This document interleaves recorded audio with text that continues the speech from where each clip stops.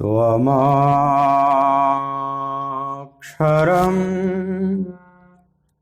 परमं वेदितव्यं त्वमस्य विश्वस्य परं निधानम् त्वमव्ययः शाश्वत धर्मगुप्ता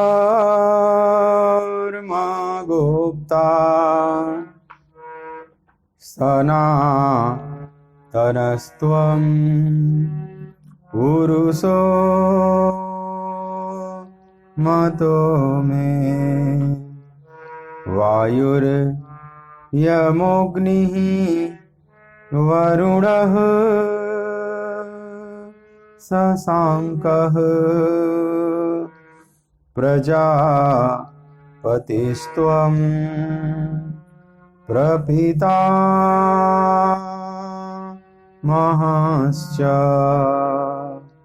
नमो नमस्तेस्तु सहस्रकृत्वः पुनश्च भूयो हि नमो नमस्ते। बोलिए भक्त वत्सल भगवान की जय।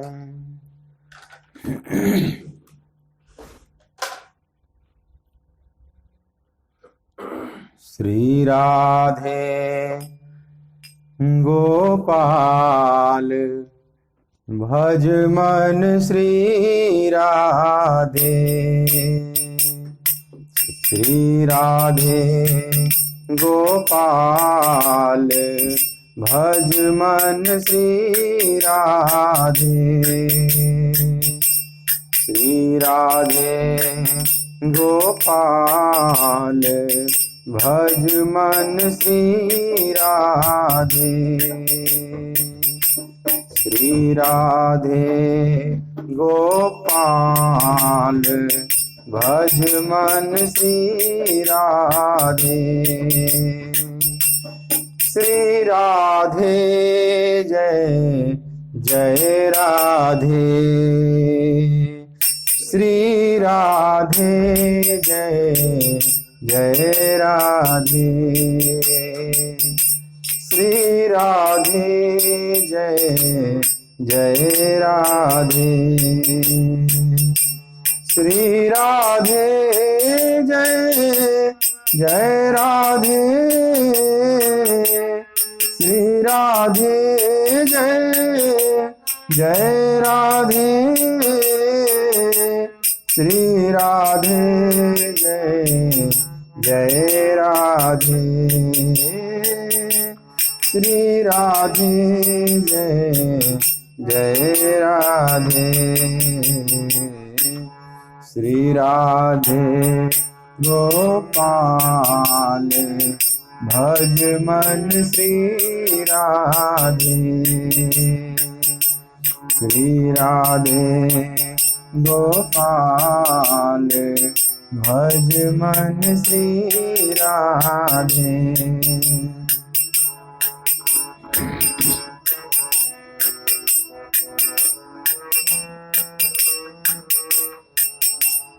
श्री राधे जय जय राधे।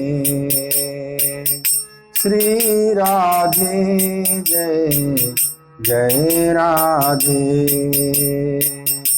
श्री राधे जय जय राधे।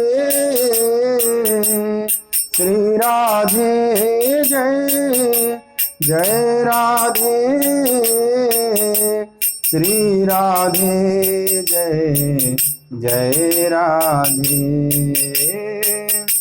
श्री राधे जय जय राधे। श्री राधे गोपाल भज मन श्री राधे। श्री राधे गोपाल भज मन श्री राधे। श्री राधे गोपाल भज मन श्री राधे।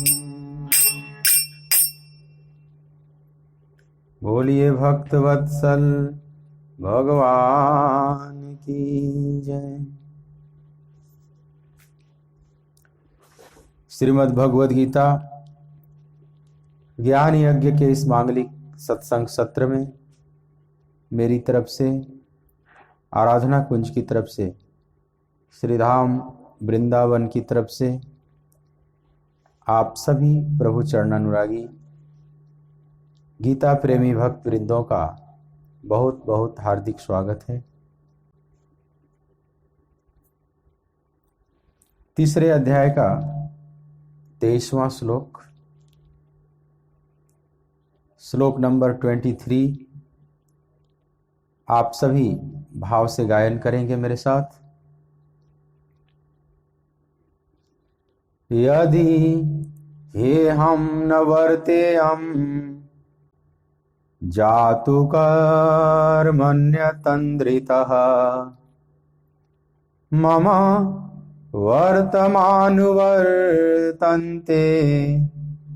मनुष्याः पार्थ सर्वशः। यदि हे हम न वर्तेयम जातु कर्मण्यतन्द्रितः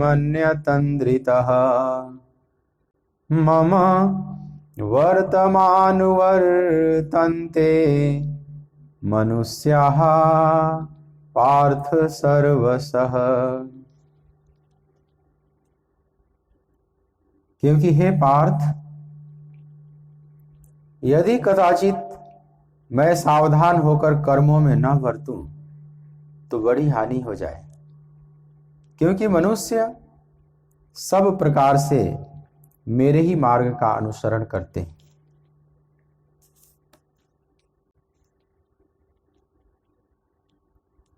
यहां 23वें श्लोक में भी अर्जुन को पार्थ नाम से संबोधित किया भगवान ने। पीछे 22वें श्लोक में भी पार्थ से ही संबोधित किया था। दोनों श्लोकों में यह पार्थ का संबोधन जो भगवान को अत्यंत प्रिय है।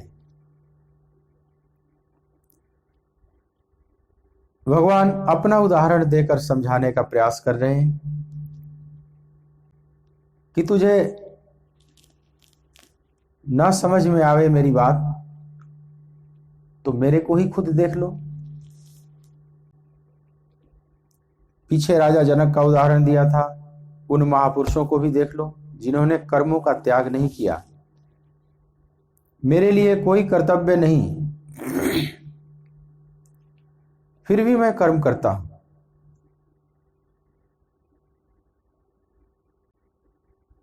कोई कर्तव्य इसलिए नहीं कि किसी से मेरा कोई स्वार्थ का संबंध नहीं। कर्तव्य तभी तक रह जाता है जब तक हमारा किसी से स्वार्थ का संबंध रहता है। स्वार्थ का संबंध तभी तक रहता है जब तक हमारे भीतर कोई कामना रहती है। यह जगत एक दूसरे से जो बंधा हुआ है, समझ लें उसमें कामना महत्वपूर्ण है। कामना ने एक दूसरे को बांधे हुए है, नहीं तो सब बिखर जाए। कुछ प्रकृति की ऐसी बनावट है। भगवान ने संसार बनाकर अपनी माया को विस्तार करने का उसको छूट दे दिया और माया ने सबके भीतर कामना पैदा कर दी। कामना मतलब अभाव का बोध। जो पूर्ण हो जाएगा, जिसमें पूर्णत्व का बोध होगा, उसमें कामना नहीं हो सकती। जो भरा हुआ है वो और क्या चाहेगा? जो परिपूर्ण है वो और क्या चाहेगा? स्वभावतः स्वरूपतः हम सभी परिपूर्ण हैं। स्वभाव में अपूर्णता नहीं, हर आत्मा पूर्ण है। भीखा भूखा को नहीं, सबकी गठरी लाल, गांठ खोल देखत नहीं, यही विधि भया कंगाल। संत कहते हैं कि यहां भूखा कोई नहीं, कोई दरिद्र नहीं, सब पूर्ण है, सब आप्त काम है, पूर्ण काम है। लेकिन ऐसा तो लगता नहीं, देखने से तो लगता है कि सारा संसार अपूर्ण लग रहा है। दाता एक राम जी, भिखारी सारी दुनिया। पूर्ण तो एक राम ही दिख रहे हैं, सारी दुनिया तो भिखारी दिख रही है। बड़े बड़े बादशाहों ने, शहंशाहों ने, सम्राटों ने अपने को अन्नदाता कहा। जब बंदी भाट चारण जब उनकी स्तुति करते थे, उनकी प्रशंसा में, तो अन्नदाता शब्द प्रयोग करते थे, जैसे वही अन्नदाता है, वही जीवन दाता है। लेकिन उन शहंशाहों को भी देखो तो अपनी प्रार्थनाओं में कुछ मांग रहे हैं। किस बात का अन्नदाता? वो भी तो कहीं मांग रहा है। एक भिखारी भी मांग रहा है 2 पैसे, और वो भी कुछ मांग रहा है।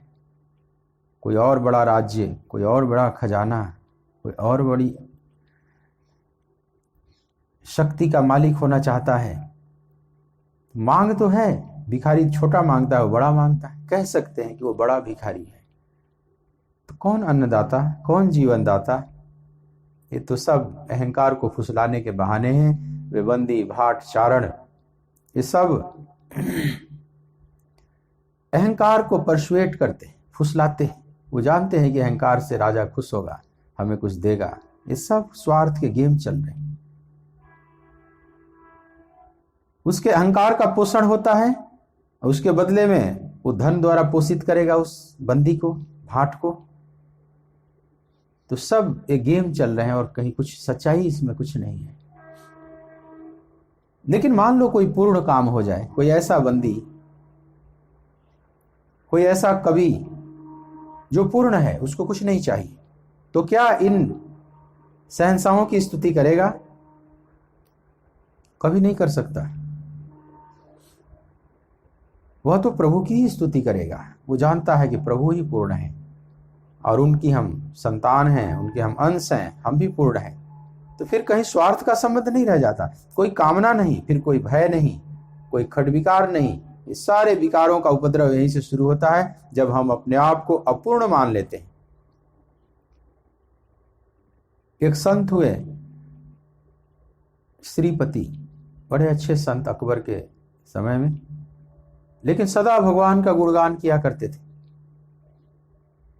जहां पनाह की स्तुति में कभी कोई शब्द नहीं बोला है भरे दरबार में। तो बाकी जो कवि थे वे ईर्ष्या करते थे, कभी भी शहंशाह के लिए कोई 2 शब्द बोला नहीं। जब देखो भगवान के ही गुणगान करते, जैसे इनके सामने कोई शहंशाह बैठा ही नहीं हो। और बाकी तो उन्हीं का गुणगान करते थे, खूब वाह वाह सुभान अल्लाह। शहंशाह भी करता था, पूरा दरबार करता था। एक दिन सब दरबारियों ने फंसाना चाहा। वे आंसू कवि थे, शीघ्र कविता की रचना कर देने वाले। जैसे कोई पॉइंट दे दिए या कोई एक लाइन दे दिए जो उसी पर कविता आकर गिरे, लास्ट में उसी पर गिरे। ऐसी कविता बनाइए। तो उन लोगों ने दिया एक पॉइंट कि वो आस करे इस अकबर की। आप एक कविता बनाइए और लास्ट में उसमें गिरना चाहिए आकर यहाँ कि वो आस करे इस अकबर की। बड़ा भारी षड्यंत्र था फंसाने का कि आज तो ये बोलेंगे चाहते न चाहते। खड़े हुए और अपनी कविता प्रारंभ किया, तुरंत कविता की रचना कर दी। आशु कवि। एक को छाड़ी जो दूजो भजे, रस नाजरी जाए ऐसे लब्बर की। श्रीपति को विश्वास यही, हम बाह गहे बड़ जबर की। उस एक परम प्रभु को छोड़कर जो दूसरों को भजता है, दूसरों से आशा करता है, वो भजन करने वाला नहीं, वो लबार है, उसकी रसना जल जाए। श्रीपति को तो विश्वास है कि मैंने जो जबरदस्त है, जो सर्वशक्तिमान है, उसको पकड़ लिया है। तो एक को छाड़ी जो दूजो भजे, रसना जरी जाए से लबर की। श्रीपति को विश्वास यही, हम बाह गहे बड़ जबर की। आज की दुनिया गुनिया को भजे, सर बांध के मोट आडंबर की। आज तो उसका भजन लोग करते हैं, उसकी स्तुति करते हैं जो बड़ा आडंबर इकट्ठा कर रखा है। अकबर पर भी निशाना साधे, सर बांध के मोट आडंबर की। बड़ा भारी पगड़ी बांधे हुए है, कलगी लगे हुए, मुकुट पहने हुए हैं, सिंहासन चंवर छत्र सब। आज की दुनिया तो ऐसे लोगों की भजती है। आज की दुनिया गुनिया को भजे, सर बांध के मोट आडंबर की। जिनको प्रभु पर परतीत नहीं, जिनको प्रभु पर परतीत नहीं, वो आस करे इस अकबर की। जिनको प्रभु पर परतीत नहीं, वो आस करे इस अकबर की। सारा षड्यंत्र फेल हो गया, सब पासा पलट दिया उस महापुरुष ने। जिसको भगवान पर विश्वास नहीं, वो आस करे इस अकबर की। जो सर्वशक्तिमान के प्रति शरणागत हो गया है, जो आप्त काम हो चुका है। जब हमारे प्रभु पूर्ण हैं तो हम उनकी संतान हैं, पूरी वसीयत है हमारे पास। राजा का बेटा भी तो भावी राजा ही होता है ना, पूरी वसीयत उसके पास है, फिर अलग से कामना की क्या जरूरत है। तो यह जो अनुभूति जिसको हो जाती है, जैसे स्वामी राम तीर्थ कहते थे कि मैं बादशाहों का बादशाह हूं, इसी अनुभूति पर। बाहर से देखिए तो कुछ नहीं, एकदम फकीर, लेकिन भीतरी अवस्था का पता चल गया है, अपने स्वरूप का बोध हो चुका है। तो स्वरूप बोध होते ही महापुरुष पूर्ण काम हो जाते हैं। उन्हें पता चल जाता है कि मैं पूर्ण हूं, मेरे में कोई अभाव नहीं। अपने भीतर अमृत कुंड का वे पान करते हैं। आत्मन्यवा आत्मना तुष्ट स्थित प्रज्ञस्त दुच्यते।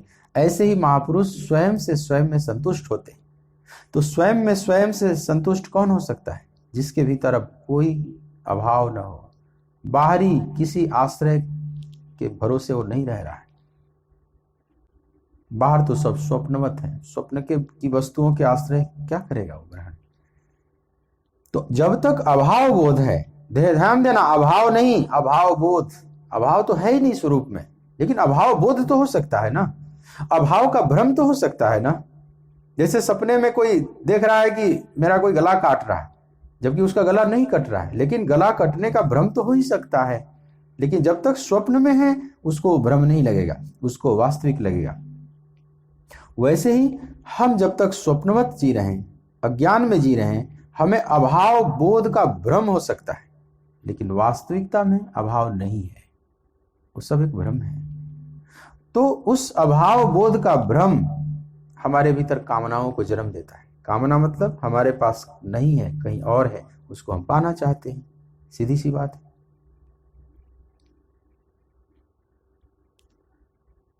तो जहां जहां से आप पाना चाहेंगे वहां वहां आपका कुछ कर्तव्य छूट जाएगा, जिससे आप कुछ मदद लेंगे वहां वहां आपका कर्तव्य छूट जाएगा। अनंत काल से हमारा यह सफर है, अनंत काल में अनंत सहयोग हमने लिया है और अनंत को सहयोग दिया है। दोनों बातें हैं, परस्परावलंबन से पूरा जगत चल रहा है। हम किसी पर अवलंबित हैं तो कोई हम पर भी अवलंबित है। तो जहां जहां अवलंबन है वहां वहां कर्तव्य छूट जाता है, और उन कर्तव्यों का जब तक हम पालन नहीं कर लेंगे, मिटा नहीं देंगे, तब तक बंधन जारी रहेगा, तब तक हमें कर्म करना ही होगा। भगवान कहते हैं कि मेरे पास कोई कर्तव्य नहीं, न मे पार्थास्ति कर्तव्यम। हे पार्थ, मेरे लिए कोई कर्तव्य नहीं है तीनों लोकों में, लेकिन फिर भी वर्तयो च कर्मणि, फिर भी मैं कर्म में बरतता हूं। तू मेरे को साफ साफ देख ले। इसका मतलब कर्तव्य जब तक हो तभी तक कर्म करना है, ऐसा नहीं है। कर्म कर्तव्य पूरा हो जाए तो भी किया जाता है। जैसे महापुरुषों का कर्म भगवान यही दिखाना चाह रहे हैं ना अपने को, बड़े प्रेम से भगवान समझाना चाह रहे हैं। इसलिए दोनों श्लोकों में आप देखिए 22वें 23वें दोनों में पार्थ संबोधन किया, लगातार दोनों श्लोकों में पार्थ, नमे पार्थास्ति। तो भगवान ये कहना चाह रहे हैं अर्जुन से कि तेरे लिए तो अभी बहुत से कर्तव्य हैं, मेरी तो बात ही अलग है। मेरे लिए कोई कर्तव्य नहीं है, क्योंकि कुछ भी पाना शेष नहीं है, कोई किसी पर मैं अवलंबित नहीं हूं, और फिर भी मैं कर्म करता हूं। तो तुम्हारी नाव तो अभी समुद्र में है, अभी तो नाव समुद्र में ना जाने क्या होए, तुम्हारी नौका अभी किनारे नहीं लगी है।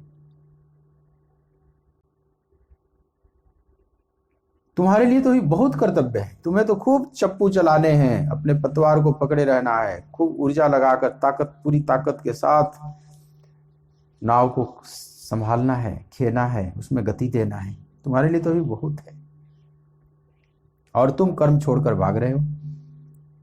श्रेयो भोक्तुम भयक्षमपि है लोके, सोच रहे हो कि भिक्षा मांग कर जीवन निर्वाह करके आत्मज्ञान का चिंतन करूंगा। कितना बढ़िया, बहुत बढ़िया ख्वाब पकड़ लिया अर्जुन को। अर्जुन को ऐसा मीठा सपना पकड़ लिया, ये क्या है युद्ध वगैरह भयंकर, जहां खून की नदियां बहेंगी, खून के बौछार उड़ेंगे, चीख पुकार, हाथी घोड़े मरेंगे, रथ टूटेंगे, हाहाकार होगा, कितनी माताएं विधवा होंगी, कितने अनाथ होंगे बच्चे। ये कहाँ, देखने में तो बड़ा घोर कर्म लग रहा है। तत्किम कर्मणि घोरे माम, देखने में तो लग ही रहा है कितना बढ़िया वो जीवन है संतों का। सब छोड़ के चले जाओ, भूख लगे तो 2 रोटी मांग लिया और खूब तत्व चिंतन करें, और आपको भी ज्ञान ही श्रेष्ठ मानने हैं। फिर मुझ गरीब को क्यों इधर झोंक रहे हो, छोड़ो, जाने दो। यह जो भावना आ गई अर्जुन में, लेकिन कृष्ण भी अपने ढंग के हैं। ये सब जिसको घोर कर्म कर रहा है उसमें भी झोंकेंगे। मां मनुस्मर युद्ध च, युद्ध करना ही होगा तुझे, और शर्त है भजन भी करना होगा। कैसे? अब युद्ध को तुम यज्ञ बना दो, यज्ञ आराधना बना दो, भजन चिंतन बना दो, बंधन खोलने वाला बना दो। यही कुशलता है। भाग कर कुछ नहीं होने वाला, क्योंकि जो भाग के चले जाते हैं वह भी कर्म है, वहां भीख मांगकर खाना भी कर्म है, पेड़ के नीचे बैठकर आत्मचिंतन करना भी कर्म है। बिना कर्म के तो कोई भी मार्ग नहीं है, एक क्षण भी कोई नहीं रह सकता बिना कर्म किए। तो फिर वंचना कैसे? हाँ, अगर तुम्हारा स्वभाव होता पार्थ वही भयक्षमपि है लोके वाला, तो मैं छोड़ देता कि तुम्हारी भलाई। अगर तुम सिद्धार्थ गौतम होते बुद्ध के सामने, कृष्ण के सामने सिद्धार्थ गौतम होते जो बुद्ध बने, तो छूट दे देते कि आप जाइए, आप बेकार के यहाँ पर धनुष बाण लेकर खड़े हैं, आपसे कुछ बात होने वाला नहीं है, आप यहाँ ध्यानस्थ नहीं हो सकते, आप इस कर्म को यज्ञ नहीं बना सकते, आप जाइए कहीं भिक्षा पात्र लेकर किसी पीपल के वृक्ष के नीचे बैठकर पद्मासन लगाकर ध्यानस्थ होइए। भगवान कृष्ण छूट दे देते। लेकिन यह जो व्यक्तित्व है, जो पार्थ जिसका नाम है, यह सिद्धार्थ गौतम वाला नहीं है। ये सिद्धार्थ नहीं, ये पार्थ है। दोनों के स्वभाव में अंतर है। इसका फूल खिलेगा इसी युद्ध में। यह पूरा क्षत्रियत्व लेकर पैदा हुआ है, इसके रोम रोम में क्षत्रियत्व छलक रहा है, और इसकी घटना ही घटेगी। इसलिए सुखिनः क्षत्रियाः पार्थ लभन्ते युद्ध मिदृशम। हे पार्थ, स्वर्ग के खुले हुए द्वार स्वरूप बहुत भाग्यशाली क्षत्रिय ही ऐसा सुंदर अवसर पाते हैं। यह सुंदर अवसर मिला हुआ है, चुक मत, इसका सदुपयोग कर ले, इसको यज्ञ बना ले। और कुछ भी बात समझ में ना आवे तो केवल मेरे को ही देख ले, मैं तुम्हारा सारथी बना हुआ हूं, सब काम कर रहा हूं, जबकि सारा जगत मेरे नीचे है। सारे जितने महारथी हैं मेरे से डरते हैं, कांपते हैं। मेरी शक्ति और मेरे ऐश्वर्य और सब कुछ जानते हैं, सब मेरे ध्वज तले हैं, सब मेरे को चाहते हैं कि मेरी तरफ से आ जाएं। और ये लोग भी यह भी जो बहुत चाहते हैं, यह भी देख रहे हैं कि ये साधारण काम कर रहे हैं। जैसे कोई प्रधानमंत्री हो और उससे आप झाड़ू पोछा करवा रहे हैं, कृष्ण वही काम कर रहे हैं। घोड़े के मालिश करना, उनको खाना पीना देना, उनको संभालना, यही काम तो कर रहे हैं ना, जो कि द्वारकाधीश है। द्वारकाधीश क्यों? राजस्व यज्ञ में सबसे ज्यादा इनकी पूजा हुई, अग्र पूजा। बड़े बड़े सम्राट, चक्रवर्ती सम्राट बने ना युधिष्ठिर, और अग्र पूजा जब की तो इसी पार्थ सारथी की, जो आज रथ हाँक रहा है, घोड़े की सेवा कर रहा है, अग्र पूजा हुई है इसी की। राजसूयज्ञ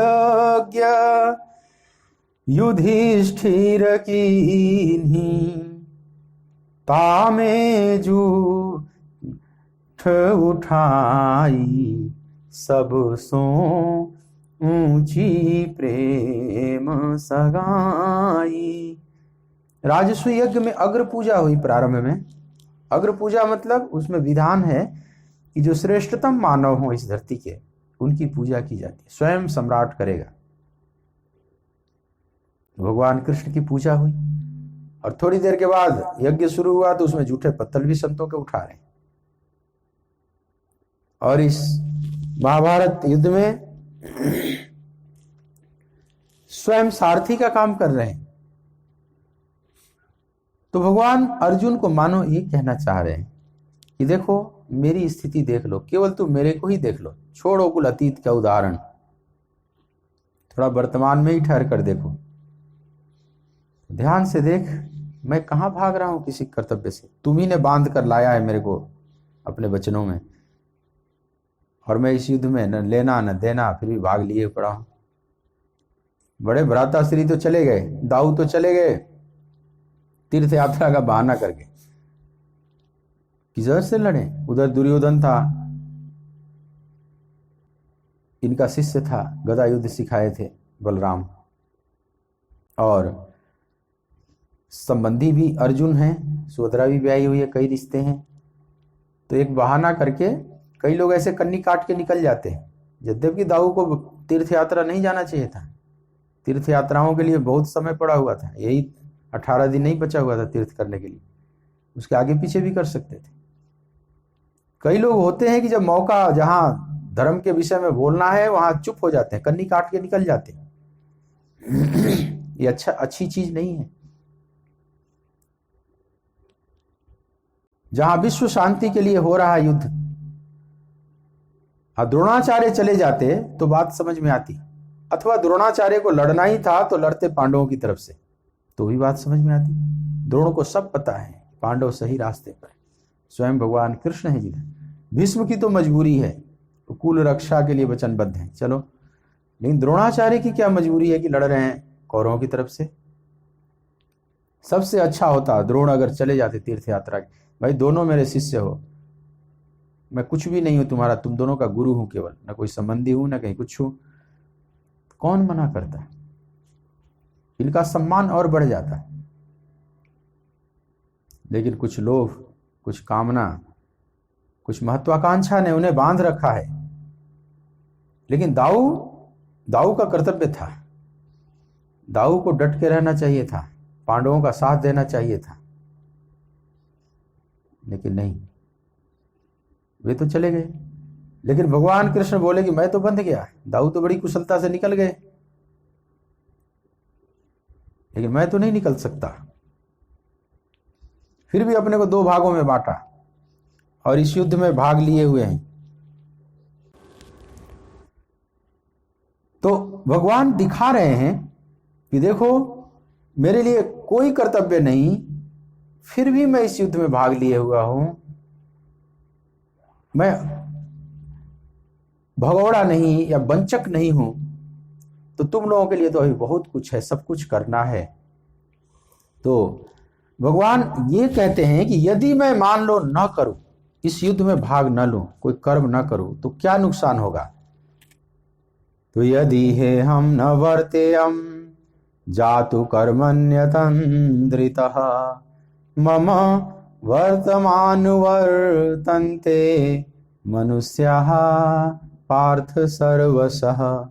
क्योंकि हे पार्थ, यदि कदाचित मैं सावधान होकर कर्मों में न बरतूं तो बड़ी हानि हो जाए, क्योंकि मनुष्य सब प्रकार से मेरे ही मार्ग का अनुसरण करते हैं। अतंद्रितः एक शब्द यहां प्रयोग किया भगवान ने, अतंद्रितः।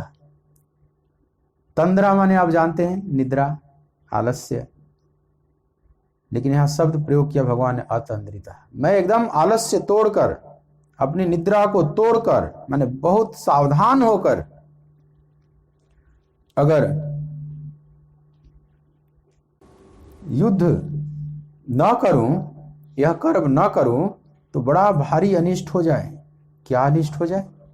भगवान की चिंता कहीं और है, जगत का भारी अनिष्ट न हो जाए।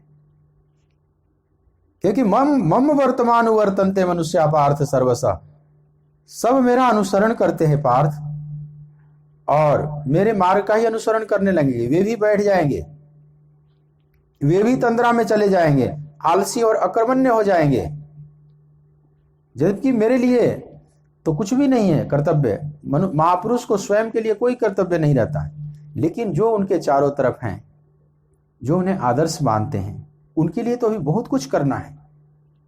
उनका तो सारा अभी कर्म शेष ही है। महापुरुष के लिए कुछ भी पाना शेष नहीं है, बाकी नहीं है, लेकिन उन्हें तो अभी बहुत कुछ पाना है। और सच तो यह है,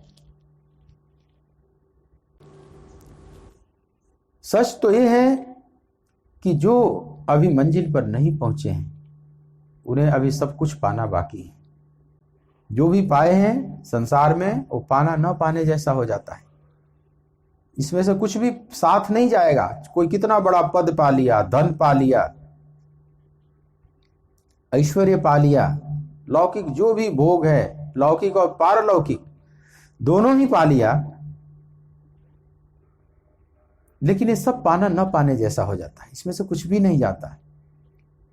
जाएगा जब यहां से, जाएगा जब यहां से, तो कुछ भी न पास होगा। 2 गज कफन का टुकड़ा तेरा लिबास होगा। 2 गज कफन का टुकड़ा तेरा लिबास होगा। कुछ भी नहीं पास होगा, कुछ नहीं जाएगा। तो जो पाया है संसार में, किसी ने कोई भी उपलब्धि कर ली है, वो सब न हो जाता है। हाँ, एक आध्यात्मिक पूंजी जाएगी। इसमें जो आध्यात्मिक संपदा हमने इकट्ठी कर रखी है, सिर्फ वही साथ जाएगा और कुछ नहीं जाएगा। यहां तक कि हमारे पाप और पुण्य भी कुछ दूर तक जाते हैं। सूक्ष्म शरीर के साथ ये जाएंगे। जो हम कर्म करते हैं उसके संस्कार तो बनते हैं ना, और वो कर्म संस्कार कुछ दूर तक हमारे साथ यात्रा करेंगे, लेकिन वे भी पाप और पुण्य देकर समाप्त हो जाएंगे। सुख और दुख देकर सब समाप्त हो जाएंगे। वे भी बहुत दूर तक सफर नहीं कर सकते। एक आध्यात्मिक संपदा ऐसी है जो शाश्वत है। जितनी हमने इकट्ठी कर ली वो शाश्वत है। हरि नाम है जो जपते भव सिंधु पार होते, तजते जो मोह माया बंधन से मुक्त होते। प्रभु से जुड़ेगा रिश्ता, प्रभु से जुड़ेगा रिश्ता, बस वो ही खास होगा। 2 गज कफन का टुकड़ा तेरा लिबास होगा। 2 गज कफन का टुकड़ा तेरा लिबास होगा। तो एक चीज जाएगी साथ, प्रभु भजन की पूंजी संपदा, वह शाश्वत का संस्कार है, वह प्रकृति द्वारा नहीं मिट सकता। बाकी सब पाना न पाने जैसा हो जाता है। तो जो साधक हैं उन्हें तो अभी बहुत कुछ करना है, यहां तक कि उन जो पाया है उसके कारण जो हमारे चित्त पर संस्कार बन गया है और दूसरों के प्रति जो कर्तव्य निर्मित कर कर चला गया है। यहां कुछ भी मुफ्त में नहीं मिलता। जो भी मिला उसने एक संस्कार चित्त पर छोड़ दिया, एक लकीर खींच दिया और वह एक कर्तव्य छोड़ गया हमारे पीछे। ये सब देव ऋण, पितर ऋण, ऋषि ऋण, भूत ऋण, मनुष्य ऋण, ये जो बनाया गया है इसके लिए महायज्ञ किया जाता है। भूत यज्ञ, देव यज्ञ, पितृयज्ञ, ऋषि यज्ञ सब किया जाता है ना। पंच महायज्ञ कराए जाते हैं ना गृहस्थों से शुरू में। ये सब क्या है? ये सब बदले चुकाने का ये सब एक तरीका है। हम जीव जंतुओं से भी सहायता लिए हैं, देवताओं से भी लिए हैं, पितरों से भी लिए हैं, अपने पूर्वजों से भी लिए हैं, मनुष्यों से भी लिए हैं, ऋषियों से भी लिए हैं। वहां हमारा कुछ कर्तव्य है। हम ऋणी हैं, माता पिता के भी ऋणी हैं, मातृ ऋण, पितृ ऋण। तो मुफ्त में यहां कुछ नहीं मिलता, एक कर्तव्य छोड़ जाता है। मां बच्चे के बीच में जो ऋण है वो तो बच्चे के ऊपर ऋण है, मातृ ऋण। ये बात में समझ में आ रही है आपको कि बच्चा का लालन पालन मां ने किया है तो मातृ ऋण उस पर है, उसके प्रति उसका कर्तव्य बन जाता है। पर दूसरी बात भी सत्य है कि मां के ऊपर भी ऋण है बच्चे का, क्योंकि उसने मातृत्व का सुख दिया है। केवल बच्चे को ही मां ने सुख नहीं दिया है। अगर बच्चा ना होता तो इनको मां कौन कहता? उस मातृत्व के सुख को पाने के लिए माताएं कितनी व्याकुल रहती हैं, कितनी अपमानित होती हैं जिनको कोई संतान नहीं है, कितने ताने सुनने पड़ते हैं। हालांकि ये भी सब अज्ञान के ताने हैं, लेकिन संसार छोड़ता तो नहीं। उसके लिए वो क्या क्या करते हैं लोग, दंपति कहां कहां जाते हैं, दौड़ते हैं, डॉक्टर, वैद्य, आशीर्वाद, मंदिर, साधु संत, सब जहां जहां से संभावना हो सब करते हैं। तो उस संतान को पाने के लिए जो इतना श्रम किया, उस संतान ने भी तो मां को सुख दिया है, मातृत्व तो उसी ने तो दिया। तो क्या मां का कर्तव्य बच्चे के प्रति नहीं है? बहुत कर्तव्य है। खाली बच्चा पैदा कर दिया, न उसको पढ़ा रहा है, न ठीक से उसकी परवरिश कर रहा है, तो अभी पूरे माता पिता आप नहीं हुए। माता वैरी पिता शत्रु, ये न बालो न पाठे। कहा जाता है कि माता वैरी के समान है, पिता शत्रु के समान है। जो अपने बच्चे का ठीक से ज्ञानवर्धन नहीं करता, मतलब उसको पढ़ाता लिखाता नहीं, पढ़ाने लिखाने की व्यवस्था नहीं करता, केवल बच्चा पैदा करके छोड़ दिया, ठीक से ध्यान नहीं दे रहा है उसके बौद्धिक विकास पर। केवल रोटी दे देना, कपड़े दे देना पर्याप्त नहीं है। उसका बौद्धिक डेवलपमेंट कैसे हो, इस बात को हर माता पिता को सोचना चाहिए। तब जाकर आप मातृ पितृ ऋण से, वो बच्चा तो जब सेवा करेगा तब मुक्त होगा, लेकिन पुत्र ऋण उस माता पिता पर भी है। तो केवल बच्चा ही मातृ ऋण से नहीं दबा हुआ है, माता भी पुत्र ऋण से दबी हुई है कि उसने पुत्र का सुख दिया। अथवा यूं समझे कि हर अपने माता पिता के ऋणी हैं। हम अपने माता पिता के ऋणी हैं तो हमारे माता पिता भी अपने माता पिता के ऋणी हैं। ये तो क्रम चल ही रहा है, ये तो लड़ियां चल रही हैं। तो कर्तव्यों के अनंत जाल में, अनंत कॉम्प्लेक्स जाल में हम फंसे पड़े,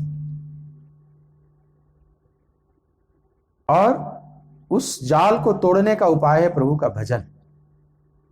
भागना कोई उपाय नहीं, क्योंकि भाग सकते नहीं। भागने का एक धोखा पाल सकते हैं अपने भीतर।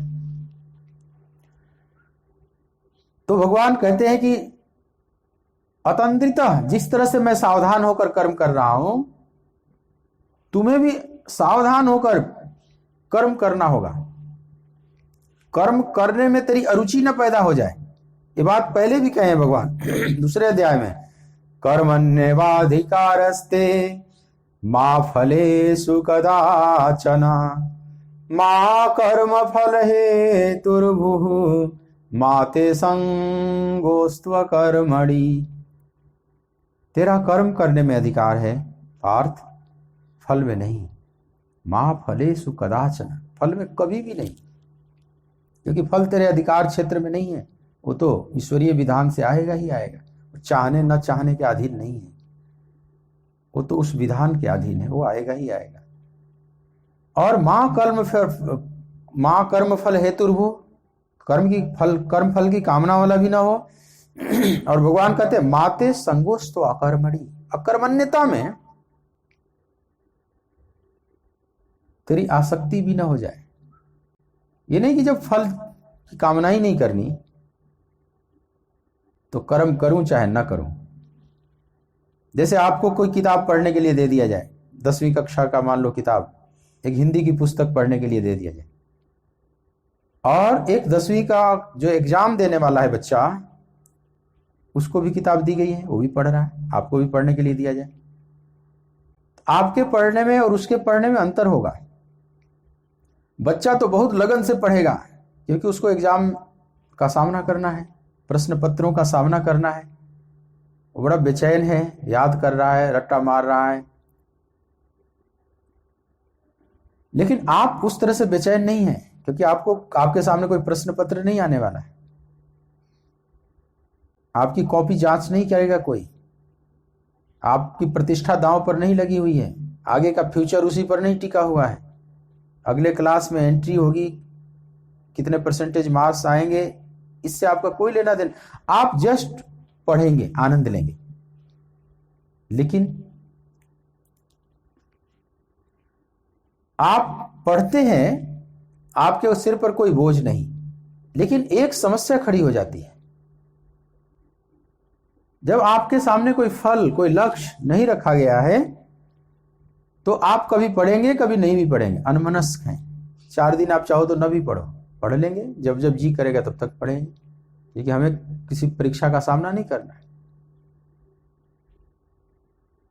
भगवान को ये भय सता रहा है कि अर्जुन को ये मैंने बोल दिया कि मां फलेषु कदाचन, फल की कामना कभी मत कर, तो शायद अकर्मण्यता इसमें घर करने लगे कि फिर जब फल की कामना ही नहीं करनी तो मैं इतनी कड़ाई से क्या कर्म करूं। कभी कर भी दिया, कभी नहीं भी किया। जैसे कि आप किताब, बच्चों की किताब लेकर हाथ में कभी पढ़ लेते हैं, कभी नहीं भी पढ़ते, उसमें आपके चित्त पर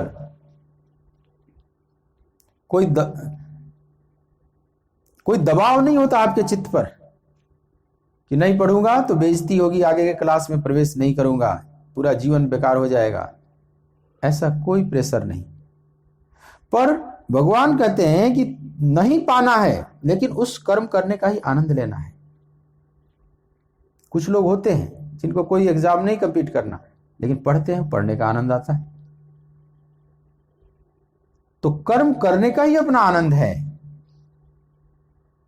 माते संगोस्त्व कर्मणि, अकर्मण्यता में तेरे संग माने आसक्ति न हो जाए, अकर्मण्यता बड़ी अच्छा न लगने लगे। कई बार अकर्मण्यता का भी रस प्रकट हो जाता है। ये जो आलसी लोग होते हैं, वो आलस्य का एक रस होता है, और उस आलस्य के रस का ही वह आस्वादन करता है। आलसियों का भी एक रस है अपना, हाँ, वह उस समय रसपूर्ण लग रहा है, लेकिन परिणाम में वो जहर हो जाएगा। जो सात्विक सुख है, यदग्रे विस्मिव परिणाम में अमृतोपमम, शुरू में जहर की तरह लगता है, लेकिन परिणाम में अमृत की तरह है। परिणाम बड़ा सुंदर है, लेकिन शुरू में तपपूर्ण है, लेकिन बाद में रसपूर्ण हो जाता है। तो कई बार कर्म न करने में भी रस आ जाता है। भगवान कहते हैं ऐसा मत आने देना, माते संगोस्त्व कर्मणि। और न समझ में आए तो मेरे को देखो, मेरे लिए कुछ भी पाना शेष नहीं, फिर भी मैं कितना तन्मय होकर, समर्पित होकर समस्त कर्मों को संपादित कर रहा हूं। तो भगवान अपने उदाहरण द्वारा भी समझाने का अर्जुन को बहुत प्रयास कर रहे हैं। और भगवान जानते हैं कि हमारा नकल अगर संसार कर लेगा, अगर मैं बैठ गया तो मेरा नकल कर लेगा, क्योंकि बाकी तो सब बैठना ही चाहते हैं। कौन कर्म करना चाहता है, कौन श्रम करना चाहता है, कौन विद्यार्थी पढ़ना चाहता है अगर उसको वैसे ही क्लास में टॉप करते कराते चले जाए, पढ़ना ही छोड़ दें अगर वो चैलेंज सामने न दिया जाए। तो मेरा सब नकल कर लेंगे और उनका बड़ा अनिष्ट हो जाएगा। एक तो वैसे ही जबरदस्ती सब चल रहे हैं कितने, जैसे बैल गाड़ी में लगाया हुआ है और बैल खींच रहा है गाड़ी को जबरदस्ती, ना उसको कंट्रोल किया जाए, ना हाँका जाए, ना कुछ बोले उस पर बैठा हुआ सवार उसका संचालक, तो बैल तो खड़ा होने के लिए तैयार बैठा है। एक बार भी ना बोले तो खड़ा हो जाएगा, एकदम वहीं का वहीं जम जाएगा। वो तो मौके की तलाश में है। तो भगवान की अपार करुणा है, वे जानते हैं कि उससे उसका बड़ा अनिष्ट हो जाएगा। हम चल रहे हैं, हम में से बहुत चल रहे हैं, बहुत लगन से नहीं, चलना पड़ रहा है। सब चल रहे हैं तो हमें भी चलना चाहिए। सब थोड़े बहुत भजन कर रहे हैं तो हमें भी करना चाहिए। पता नहीं नरक मिलेगा कि क्या मिल जाए, इस भय से अथवा देखा देखी। ज्यादा अधिकांश मनुष्य तो अनुकरण करते हैं ना, आगे वाला चल रहा है तो हम भी चल रहे हैं, बस चले जा रहे हैं। एक धोबी था और उसके पास कुछ गद्दे थे। एक गद्दे को लेकर वो जा रहा था, उस पर बहुत सामान लादे हुए था। एक पहाड़ी रास्ते से गुजर रहा था। थोड़ी जब चढ़ाई आवे तो गद्दा बहुत स्लो हो जाए, खड़ा होने की स्थिति में आ जाए। धोबी बोले, चल हीरा, चल मोती, चल माड़ी, चल कल्लू। ऐसे कई नाम से संबोधित करे। फिर वह चलने लगता था गधा। फिर चढ़ाई आवे तो फिर रुकने लगे तो बोले, चल हीरा, चल मोती, चल माड़ी, चल कल्लू। ऐसे बोले तो फिर गधा चलने लगे। एक व्यक्ति पीछे पीछे चल रहा था, उससे नहीं रहा गया। फिर धोबी से पूछा कि तुम्हारे पास गधा तो एक ही है और नाम कई लेते हो, हीरा, मोती, माड़ी, कल्लू, क्या बात है? और इसका असली नाम क्या है इस गधे का? धोबी ने कहा कि भाई साहब, इस गधे का नाम कल्लू है। तो जब कल्लू है तो तू हीरा, मोती, माड़ी कुल क्यों नाम लिए चला जा रहा है? बोला, हीरा, मोती, माड़ी सब घर पर है। तो फिर उनका नाम क्यों लिए चले जा रहा, वो है ही नहीं। तो बोला, इसलिए नाम लेता हूं कि कल्लू को पता चले कि पीछे से हीरा, मोती, माड़ी सब चल रहे हैं, तो कल्लू को भी चलना चाहिए। अगर कल्लू को पता चल जाए कि केवल मैं ही अकेले चल रहा हूं तो तुरंत यहीं पर अड़ियल टट्टू हो जाएंगे, ये खड़े हो जाएंगे, फिर नहीं चलेंगे। अब धोबी बहुत बुद्धिमत्ता का परिचय दे रहा है, वो अपना काम निकाल रहा है गधे से। हमारी दशा भी यही है, हम सब कल्लू की तरह चल रहे हैं और इसलिए चल रहे हैं कि सब हीरा, मोती, माड़ी सब चल रहे हैं तो हम भी चल रहे हैं। चलना ही चाहिए, सब ठीक ही जा रहे होंगे। लेकिन पता चल जाए कि हम ही अकेले चल रहे हैं इस रास्ते पर तो तुरंत हम बैठ जाएंगे, बैठने के लिए तैयार बैठे हुए हैं। लेकिन अगर बैठ गए तो फिर तो पदार्थ के जगत में ही भटक जाएंगे, परमात्मा के जगत में प्रवेश नहीं कर पाएंगे। इसलिए महापुरुष बड़े करुणावान हो जाते हैं। आश्रमों में भी आप देखेंगे कई सिद्ध महापुरुष वो लगे रहते हैं, आलस्य और तंद्रा में नहीं जीते, ताकि मैं आदर्श हूं, इनका रोल मॉडल हूं। अब मेरा अनुकरण किए तो ये तो गए, इनका तो सत्यानाशी हो जाएगा। इसलिए महापुरुष भी भजन में बैठते हैं, सेवा में लगे रहते हैं, व्यर्थ की बातों से बचते हैं। यह उनकी करुणा है। यद्यपि वो कुछ भी रह सकते हैं कैसे भी, लेकिन जानबूझकर ऊपरी वैराग्य का वे स्वांग रचते हैं। जबकि उनकी अवस्था वीत राग की है। वीत राग मतलब राग और वैराग्य दोनों का अतिक्रमण जो कर चुके हैं। न वो रागी हैं न विरागी हैं, वो वीत रागी हैं, जो दोनों से उपराम हो चुके हैं। अब उनका कोई कुछ नहीं प्रकृति बिगाड़ सकती। वैराग्य की जरूरत तभी तक है जब तक राग है कहीं ना कहीं। राग के अगेंस्ट वैराग्य खड़ा होता है, लेकिन वीतराग किसी के अगेंस्ट नहीं है, वो सबसे ऊपर उठ गया। ना राग बचा ना वैराग्य की भी क्या जरूरत है। जब नौका पार कर गई तो अब चप्पू चलाने की क्या जरूरत है। चप्पू चलाना माने वैराग्य है। लेकिन अब उसकी क्या जरूरत है। पर जो पीछे चल रहे हैं, अभी जिनकी नौकाएं पीछे हैं, जिनकी नौका अभी किनारे पर नहीं पहुंची है, उन्हें तो अभी चप्पू चलाना है ना। अगर उनका नकल कर लिए कि वो तो अब चलाना छोड़ दिए, जो घाट पर लग गए, और पीछे वाले उन्हीं का नकल कर लें कि वो तो अब बंद कर दिया, हम ही बंद करें, तो वो तो गए भंवर में। तो महापुरुष अपना चप्पू चला रहे हैं, जबकि जाना कहीं नहीं, पहुंचना कहीं नहीं, पाना कुछ नहीं। वो घाट पर पहुंचकर भी चप्पू चला रहे हैं, तुम मेरा नकल मत कर देना, तुम्हें अभी जरूरत है। अब ऐसा क्यों होता है? ऐसा होता है उनकी करुणा के कारण, महान करुणा उन महापुरुषों की। और सच्ची करुणा का जन्म ही होता है जब महापुरुष पूर्णत्व को पा लेते हैं। जीव में ठीक ठीक करुणा का जन्म नहीं होगा।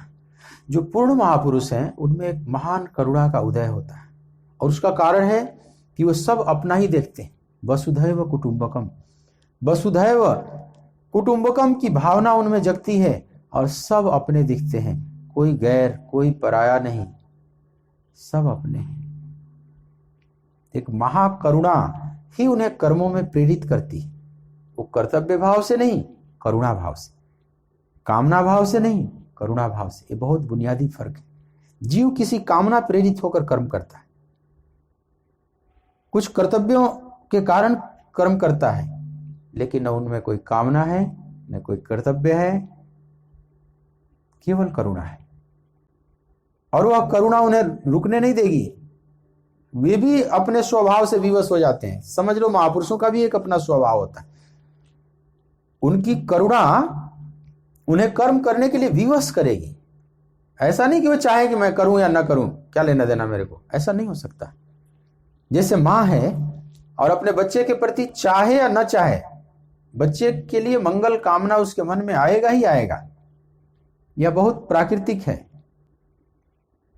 अब वो चाहने ना चाहने के अधीन नहीं है कि माँ चाहे कि बच्चों का मंगल सोचूं या अमंगल सोचूं, ऐसा नहीं हो सकता।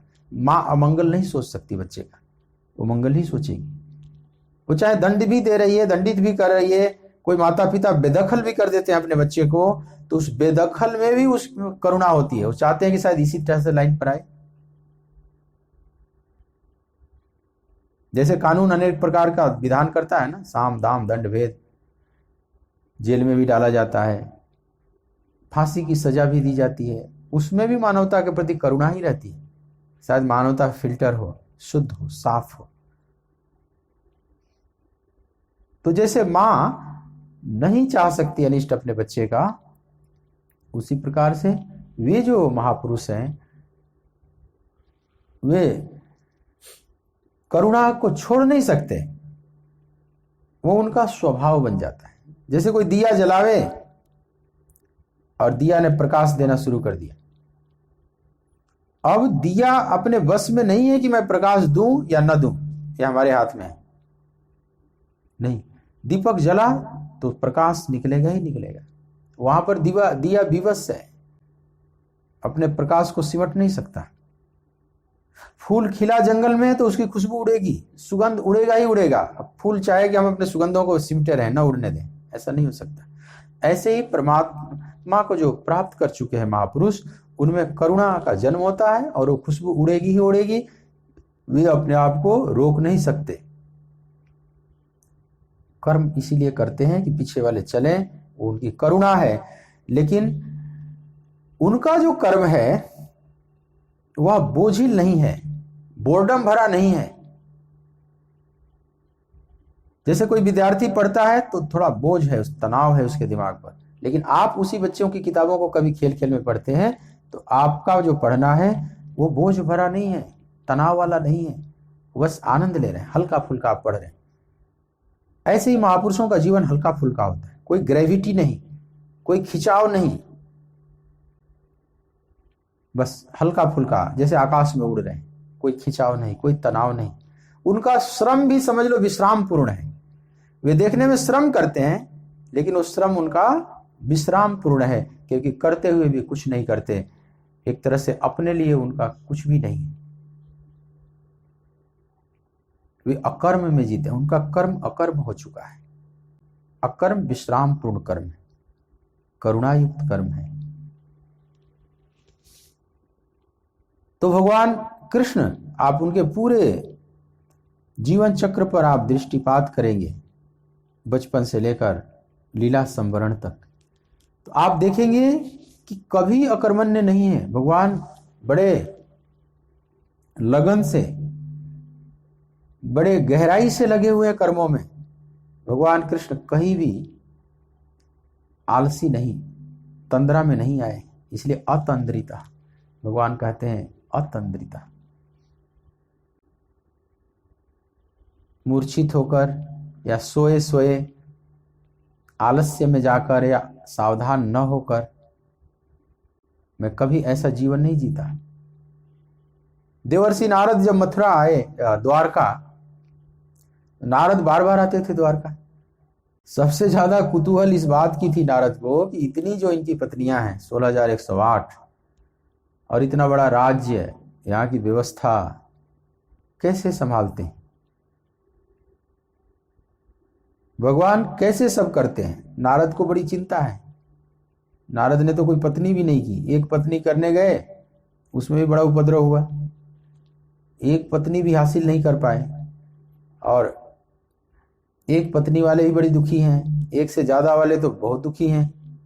उतानपाद की कथा उन्होंने भी पढ़ रखी, जानते थे, नारद देखे थे उतानपाद की स्थिति, सुनीति और सुरुचि की कथा खूब जानते हैं, उसी घर के वो गुरु थे। और यहाँ 16,108 ये कैसे संभालते हैं अपनी गृहस्थी। देवर्षि नारद एक बार आए देखने इस लालसा के साथ, अलग अलग महलों में जाते हैं। तो भगवान ने भगवान के कर्तव्य को, दिनचर्या को अलग अलग ढंगों से देखा नारद ने। कहीं ध्यान में बैठे हुए, कहीं बच्चों को पढ़ा रहे हैं, कहीं परामर्श कर रहे हैं पत्नियों के साथ, इस तरह से अलग अलग, कहीं मंत्रणा कर रहे हैं अपने मंत्रियों के साथ, सब काम करते हुए दिखाई पड़े। कहीं ऐसा नहीं दिखाई पड़ा कि चादर तान के सोए हुए हैं आलसी अकर्मण्य की तरह, कहीं कुछ नहीं कर रहे हैं, ऐसा नहीं। अतंद्रिता, भगवान में कहीं कोई तंद्रा नहीं है, वे तंद्रा रहित हैं। और जगत को भी, हम लोगों को भी यही अपने कर्मों से उपदेश भगवान देते हैं कि जो आलस्य को प्रश्रय नहीं देता और आलस्य से प्रेरित होकर गलत मार्ग का चयन कर लेता है अनजाने में, वो ठीक नहीं, वो खुद भी भटक जाता है और उसके जो फॉलोअर्स हैं, जो उसको आदर्श मानते हैं, उनको भी भटका देता है। तो यहां सबको चलना होगा, तुझको चलना होगा, तुझको चलना होगा। नदिया चले चले रे धारा, चंदा चले चले रे तारा, तुझको चलना होगा, तुझको चलना होगा, चलना ही होगा। पार हुआ वो रहा जो सफर में, जो भी रुका फिर गया वो भंवर में। तू न चलेगा तो चल देंगी राहें, तू न चलेगा तो चल देंगी राहें, मंजिल को तरसेंगी तेरी निगाहें। तुझको चलना होगा, तुझको चलना होगा, तुझको चलना होगा, तुझको चलना होगा। तू न चलेगा तो चल देंगी राहें। ये समय बढ़ ही रहा है, ये संसार सरक रहा है, हमारा शरीर स्थूल सूक्ष्म कारण सब बहे चले जा रहे हैं, कोई भी नहीं रुका हुआ है। अगर हम रुक जाएं तो रुकने का भ्रम हो सकता है, लेकिन पूरी प्रकृति एक प्रवाह है, कोई इसमें से रुका हुआ नहीं है। हाँ, क्या रुक जाएगा, क्या बाधित हो जाएगा, तो तुम्हारी मंजिल, तुम्हारा लक्ष्य बाधित हो जाएगा। तू न चलेगा तो चल देंगी राहें और मंजिल को तरसेंगी तेरी निगाहें। उस लक्ष्य के लिए तरसती रहेगी तुम्हारी निगाहें।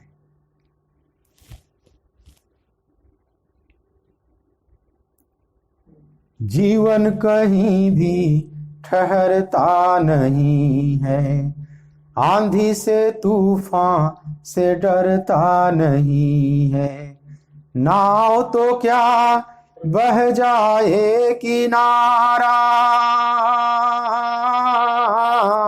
नाव तो क्या बह जाए किनारा, बड़ी ही तेज समय की है धारा। तुझको चलना होगा, तुझको चलना होगा, तुझको चलना होगा, तुझको चलना होगा। नदियां चले चले रे धारा, चंदा चले चले रे तारा, तुझको चलना होगा, तुझको चलना होगा। तो चलना ही होगा। चरैवेति, चरैवेति वेद में कहा गया है, चरैवेति, चलते रहो, चलते रहो। चलने वाला अच्छा लगता है। समाज में भी अध्यात्म के रास्ते की तो बात ही अलग है, वहां तो बहुत चलना, वहां तो माउंट एवरेस्ट पर चढ़ने के जैसा है। सांस फूल जाएगा, छाती फूल जाएगी, बहुत चढ़ाई है। सावधानी भी बरतना है और पूरे शक्ति का भी उपयोग करना। शक्ति और सावधानी दोनों का समायोजन करते हुए उस लक्ष्य की तरफ बढ़ना है। कितना कठिन है। लेकिन संसार में भी जो रहते हैं, जो नहीं चलते, जो अकर्मण्य होते हैं, उनका कहाँ सम्मान होता है। न घर में कोई पूछने वाला होता है, न समाज में कोई पूछने वाला। कुछ भी करने के लिए, चाहे वो गलत भी करते हैं, कोई असुर भी हुए, वो असुर भी कितना कर्म करते थे, कितने तप करते थे, कितने यज्ञ करते थे, चाहे वो आसुरी भाव से ही करें, देखने में बड़े कर्मठ। संसार में भी कामनाओं की पूर्ति के लिए करना होगा, और हम परम कामना को धारण कर चुके हैं, प्रभु को पाने की कामना से अगर भरे हैं, तो वहां पर अकर्मण्यता कैसे चलेगी। देखिए, अर्जुन अकर्मण्य नहीं है, अकर्मण्यता उनका स्वभाव नहीं है। अभी भी वो अकर्मण्य होना नहीं चाह रहे हैं, पर कर्म का स्वरूप बदलना चाह रहे हैं। ये युद्ध रूपी कर्म नहीं करना चाहते। वे किसी एकांत में जाकर वृक्ष के नीचे बैठकर तत्व चिंतन करना चाहते हैं, आत्मचिंतन करना चाहते हैं। अर्जुन में अकर्मण्यता तो नहीं है, लेकिन अपने स्वभाव के विपरीत कर्म करने जा रहे हैं। भगवान की चिंता यहां है कि स्वभाव के विपरीत जाएगा, उसमें सफल नहीं होगा, असफल होगा, पक्की बात है। स्वधर्मे निधनम श्रेय पर धर्मो भयावह। ये जिस धर्म को धारण करने जा रहा है, उसमें विफलता तो निश्चित ही है ही, उल्टा इसको भय प्रदान करेगा वह मार्ग, और कहीं उच्चाटन न हो जाए पूरे अध्यात्म के मार्ग से, इसको भय को देने वाला है। एक बार व्यक्ति उच्चाटन में आ जाता है तो फिर मन को लगाना बहुत कठिन है। साधना से एक बार उच्चाटन हो जाए, ये उच्चाटन बहुत खतरनाक चीज है। फिर से उसको लाना, फिर उसमें रस उत्पन्न करना कितना कठिन पड़ जाता है। फिर कब रस प्रकट होगा पता नहीं।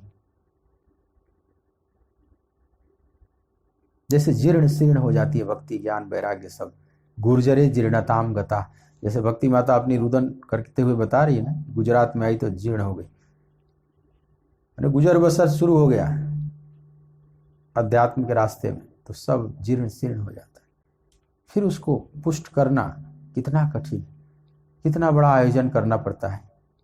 सनकादिक लगे उसमें, नारद लगे, कथा का आयोजन हुआ, तब जाकर वहां नृत्य करने लगे भक्ति, ज्ञान, वैराग्य सहित। तो एक बार अगर स्वभाव के विपरीत मार्ग पर चला गया, अर्जुन जो निर्णय ले रहे हैं वो स्वभाव के विपरीत निर्णय लेने जा रहे हैं, और भगवान को इस बात का पता है कि पर धर्मो भयावह, कितना इसके लिए खतरनाक हो। अर्जुन का भागना दो कारणों से बहुत खतरनाक है। एक तो स्वयं के लिए भी और जगत के लिए भी। क्यों? स्वयं के लिए तो इसलिए है कि वह उनका स्वभाव नहीं है, जिस मार्ग पर वे जाना चाहते हैं वे उसमें सफल नहीं होंगे। भगवान कहते हैं तेरा स्वभाव तुझे विवश करेगा। भयाद रणाद उपरतम मनसंते त्वाम महारथा तवाहिता। तुम्हारे बैरी लोग ये मानेंगे कि भय से रण को छोड़कर भाग रहा है। अवांच वदांश बहुना वदिष्यंती तवाहिता। न कहने योग्य बहुत से बात कहेंगे, बहुत व्यंग बाण छोड़ेंगे तीखे तीखे तेरे ऊपर, कायर, बुजदिल, डरपोक, विधर्मी सब कहेंगे, और तुम सहन नहीं कर पाओगे। और नहीं कर पाओगे तो न इधर के रहे न उधर के रहे। न माया मिली न राम। गए थे राम को ढूंढने एकांत में भिक्षा पाकर, तो पता चलेगा कि राम तो नहीं मिले, महामाया ने और जकड़ लिया।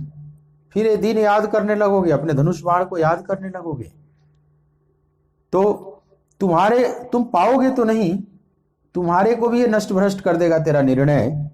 तो अपने लिए तो है ही नुकसानदायक, लेकिन दूसरों के लिए, समाज के लिए भी खतरनाक है अर्जुन का यह जाना। क्यों? क्योंकि समाज के आदर्श पुरुष हैं अर्जुन, एक सेलिब्रिटी है, एक श्रेष्ठ जन है। श्रेष्ठ जन का मतलब कई अर्थ में, यहां जो श्रेष्ठ कहा गया, यदि आचरति श्रेष्ठ, श्रेष्ठ माने महान पुरुष नहीं, केवल महान पुरुष नहीं, किसी भी क्षेत्र में वो ख्याति प्राप्त किए हुए। कुछ लोग उसको फॉलो करते हैं, उसको आदर्श मानते हैं। जैसे कोई आतंकवादी ही है, उसके भी तो संगठन है, उसको भी तो आदर्श मानते हैं वो। अब लादेन मर गया तो लादेन के भी फॉलोअर्स हैं। अब वो श्रेष्ठ नहीं है, लेकिन जो उसके फॉलोअर्स हैं उनकी दृष्टि में वो श्रेष्ठ है। तो वह जिधर चलता है सब उधर ही चल देता है समाज। ये बड़ा भारी, क्योंकि भेड़ चाल वाले बहुत ज्यादा हैं यहाँ, स्वयं डिसीजन लेने वाले बड़े थोड़े होते हैं। तो अर्जुन समझ लो बहुत बड़े सेलिब्रिटी हैं इस पूरे संसार के।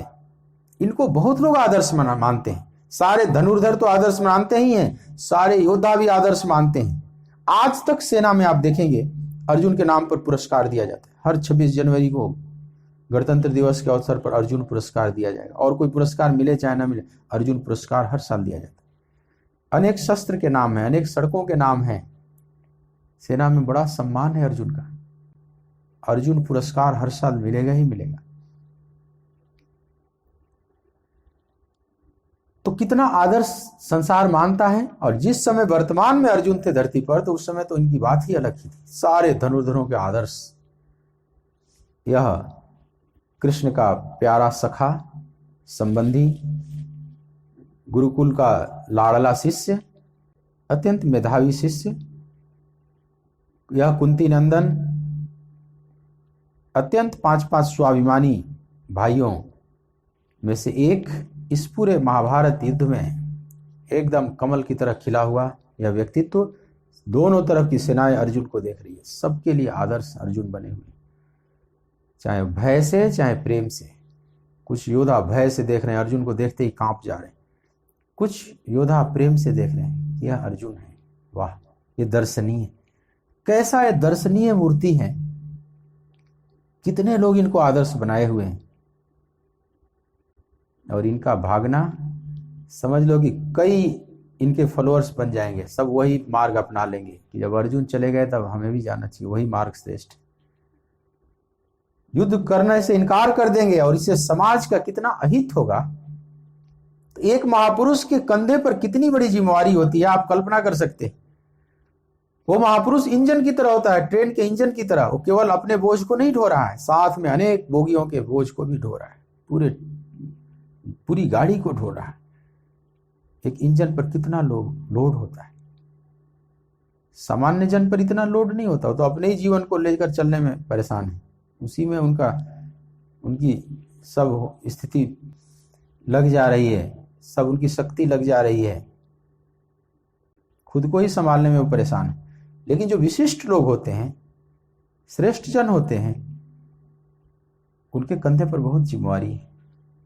हमें अपने मार्ग को भी ठीक रखना है, मंजिल से बेमंजिल न चलें, और हमारे पीछे जो चल रहे हैं उनका भी अहित न हो जाए। तो स्वयं की भी जिम्मेवारी है, समाज की भी जिम्मेवारी है। भगवान कहते हैं कि ऐसे ही मेरे ऊपर ही भी है। मेरे ऊपर तो बहुत जिम्मेवारी है। भगवान ये कहना चाह रहे हैं, मैं तो कर्तव्य से ऊपर उठ चुका हूं, तेरे ऊपर तो अभी कर्तव्य है। तो तुम्हारे स्वयं के लिए भी जरूरत है और समाज के लिए भी जरूरत है। और भगवान कृष्ण कह रहे हैं कि मेरे को स्वयं के लिए कुछ जरूरत नहीं है, समाज के लिए लेकिन है। वो कर्तव्य नहीं, कर्तव्य भाव से जरूरत नहीं है, करुणा भाव से।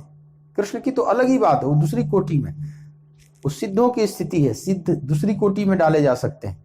सिद्ध मतलब स्वयं के लिए नहीं है, केवल समाज के लिए।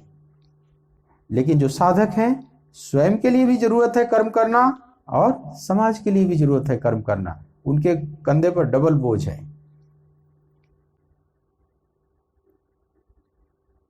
उनका श्रम थोड़ा श्रमपूर्ण है और महापुरुषों का श्रम विश्रामपूर्ण है, एकदम हल्का फुल्का, केवल करुणा उनसे कर्म कराती है। तो भगवान अर्जुन को कहीं से भी भागने नहीं देंगे, पकड़े रहेंगे अनेक बातों से। कभी पार्थ जैसे सुंदर संबोधन करते हुए, जबकि अर्जुन कितना बड़ा आरोप लगाए भगवान पर, या आप मिले हुए से वचनों से मेरी बुद्धि को भ्रमित कर रहे हैं, आप एक निश्चित करके कहिए जिससे मेरा कल्याण हो। कितना आरोप प्रत्यारोप लगाए, लेकिन भगवान उन आरोपों से जरा भी विचलित नहीं है। भगवान को पता है कि इस कठिन कर्म को समझने में, कर्तव्यों का निर्णय लेने में बड़े बड़े मनीषी भी भ्रमित हो जाते हैं। तो मेरा ये लाडला पृथानंदन अगर हो गया है तो इसमें कोई भी ऐसी बुरा मानने जैसी बात नहीं, बुरी मानने जैसी कोई बात नहीं है। लेकिन उसको लाइन पर ला रहे हैं, उसकी गुत्थी को सुलझाने में लगे हुए हैं। इसीलिए जगह जगह पार्थ, इन दोनों श्लोकों में पार्थ संबोधन करते हैं। जब जब भगवान ने पार्थ संबोधन करते हैं और भी प्रेम पूर्ण हो जाते हैं अर्जुन के प्रति। वैसे तो सदा ही प्रेम पूर्ण है, लेकिन प्रेम में भी प्रेम के फूल लगते हैं तो और कभी कभी करीब आ जाते हैं। एक आरोप लगा रहा है और एक प्रेम कर रहा है, कैसा संबंध है इन दोनों का। धन्य है पार्थ और पार्थ सारथी। इन दोनों को सत सत नमन करते हुए आज का यह प्रवचन यहीं पर विश्राम देते हैं। शेष चर्चा कल करेंगे। कृष्ण गोविंद गोविंद हे गोपाल नंदलाल, कृष्ण गोविंद गोविंद हे गोपाल नंदलाल, कृष्ण गोविंद गोविंद हे गोपाल नंदलाल, कृष्ण गोविंद गोविंद हे गोपाल नंदलाल, कृष्ण गोविंद गोविंद हे गोपाल नंदलाल, कृष्ण गोविंद गोविंद हे गोपाल नंदलाल, हे गोपाल नंदलाल, हे गोपाल नंदलाल, गोपाल नंदलाल, हे गोपाल नंदलाल, हे गोपाल नंदलाल, हे गोपाल नंदलाल, गोपाल नंदलाल, हे गोपाल नंदलाल, कृष्ण गोविंद गोविंद हे गोपाल नंदलाल, कृष्ण गोविंद गोविंद हे गोपाल नंदलाल, कृष्ण गोविंद गोविंद हे गोपाल नंदलाल, कृष्ण गोविंद गोविंद हे गोपाल नंदलाल।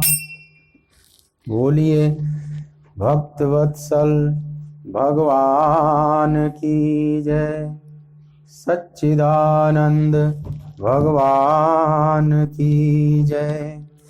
ओम